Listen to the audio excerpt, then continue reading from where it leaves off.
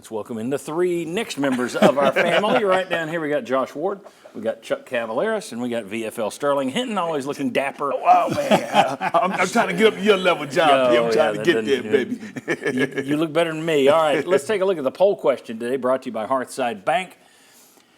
At 10-2 and in the playoff, this Vols season, either A, is already a great one, or B, should have been better. So, we'll see how many negative Nellies are out there. We're not giving you notice. It's a binary choice. There is no either it's or. a good season. No, it is already great, or should have been better.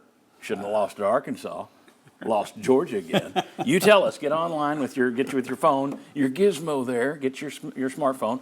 Hit the QR code and play along with us. Tell us whether this is a great season or should have been better. And we're going to follow that over the next few segments, so play along with us. All right. All year we've been saying the best player is Dylan Sampson. The best player on the field was Dylan Sampson. The best player in that game was Dylan Sampson. Dylan Sampson he rushed for a career-high 178 yards yesterday. He set the single-season rushing record for the University of Tennessee, which is a school with a whole heck of a lot of great backs. Oh, man. But I'm still not sure he was the best player on the field yesterday. Sterling, you make the call. Who was the best player for Tennessee yesterday? Yesterday was, without doubt, to me, Nico.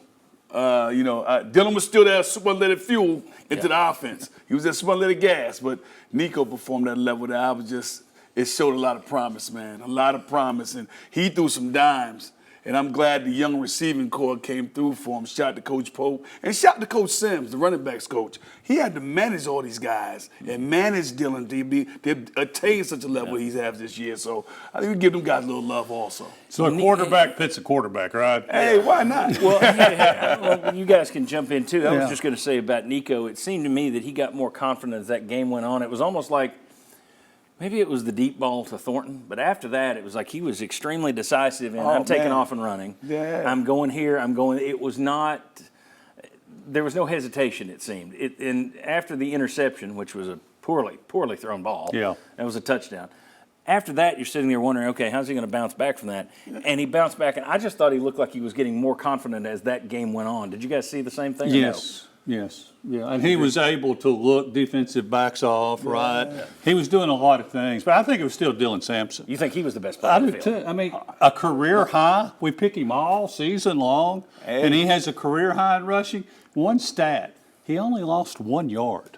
All those gains, he's making yards. He's doing tackling. He overcomes losing the fumble when they ripped it out. I think it was Dylan Sampson again. Okay, so we got a Nico, we got a Sampson. Where are you going? I would choose Nico with what he did over the course of the game. For all the reasons you laid out, I would nominate Dante Thornton, who only got a half because of injury, but I would factor that in. He's not been 100% for a while, probably. And he made game-changing plays. I think the stat is right that it's the longest touchdown reception since Mark Jones in 2003, going 86 yards. So he's been their best big play threat as a receiver, and he was again on Saturday when they really needed it to get going in the first half. So I would choose him or Jamad McCoy as nominees. It was a heck of an interception. Oh, man. Concentrated and had it fall into his gut there on the ground. Another one in the end zone. It's like and Vandy needed a score there. They didn't score for a while after that as they're trying to keep Tennessee from regaining momentum. And McCoy steps up and makes a big play. That's a very good point. Worst decision yesterday. I texted you this. Can I go? Sure. I thought Vanderbilt made a huge error the way they were playing their safeties. Tennessee, one thing Nico did, if you watched, was a couple of the play fakes, the running plays, more than a couple. What did that open up? The whole center of the field. Clark Lee's a really good defensive coach, but that made it really easy to me. I thought it was a huge mistake to have those safeties really coming up hard, and they didn't even factor in the play. I mean, in terms of stopping the play. Okay.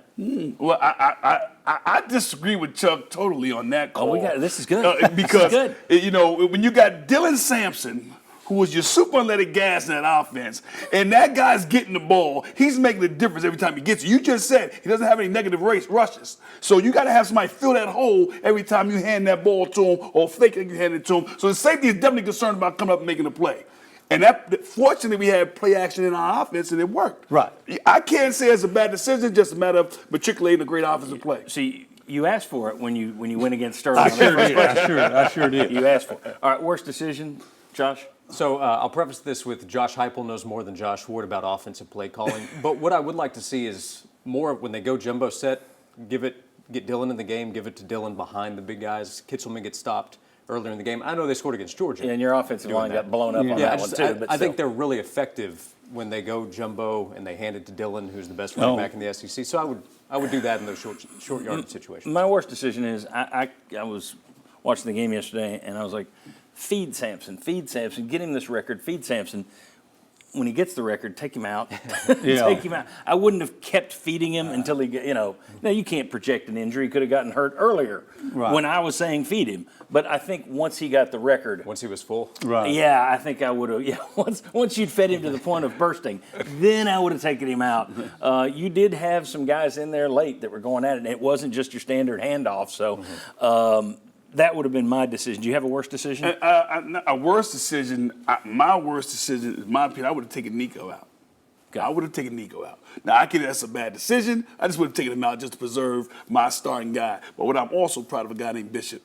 Think about it. He was third team last year, last week coming off injury. Right. And he gave us some quality time in that game, some quality runs. He's toting that Tatum when he gets in there. Well, when you lost Bishop, Peyton Lewis came in. When Lewis is out, Bishop came in. I think both those guys showed you a lot of promise. Again, Coach Sims. Okay, and then the last thing, biggest disappointment. This one to me is pretty easy. How about kickoff coverage to start the game? Well, kick coverage, period. They had a couple of other another good one on the returns. holding call, or it could have. That's right. They had 4 kick returns for 164 yards. That's a 100-yarder on one. But you had a flag that brought back another long one. So the kick coverage has been pretty good this year. I was surprised. I was wondering what. Did Vanderbilt see anything there? It was the first one. You just had a guy get out of his lane. But at any rate, kick coverage to me was the biggest disappointment. Agreed? Or coverage and early return. I was confused when Tennessee turned around and returned, and they don't return it a lot. Period. Yeah. It was a questionable spot to return it, set Tennessee back up. Deep got in to their own 15 or something. Before Dillon's fumble. The other thing that has been a disappointment for me, for the last month, if you watch any game. You have to listen for the bits and pieces about the game in between 3 hours of playoff projections.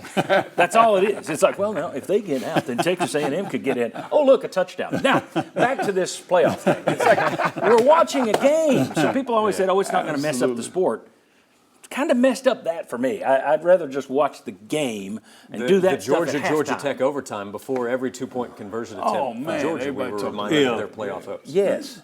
We know about the playoff. Yeah, Joe Tessitore, he knows how to beat something into the ground. And as someone who does that himself, I respect when Joe Tessitore does it. All right, when we come back, let's get to the playoff projections. Home game for Tennessee, road game for Tennessee. We'll see what 14 ESPN writers say on the next side of this break. Come on back.